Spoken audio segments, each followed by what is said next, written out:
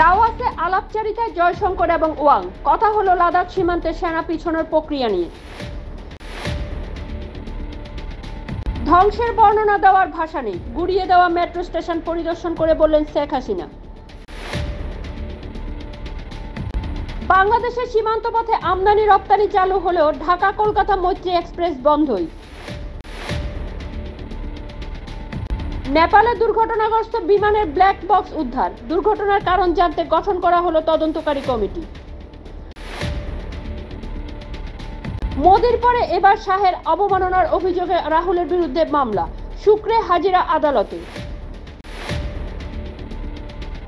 প্রাণ সংশয়ে বিহারের বিজেপি বিধায়ক, নীতীশের পুলিশের বিরুদ্ধেই তুলছেন নিষ্ক্রিয়তার অভিযোগ।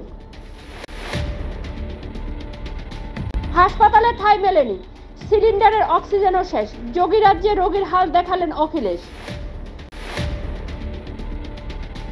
মোদির বৈঠক মহারাষ্ট্রের এনডিএ সাংসদদের সঙ্গে, আলোচনায় বিধানসভা নির্বাচনের রণকৌশল। অনলাইনের আলাপ, অসমের ট্যাটু শিল্পীকে কুপিয়ে খুন মহারাষ্ট্রে, অভিযুক্ত প্রেমিক। একটি উত্তরই সঠিক, শীর্ষ আদালতের পর্যবেক্ষণের পর নতুন করে নিট ইউজির ফল প্রকাশ করল এনটিএ। অশ্লীল ভিডিও পাঠানোর অভিযোগে ভরা হবে জেলে, ফাঁদে পা দিয়ে ৫৯ লক্ষ টাকা খোয়ালেন চিকিৎসক।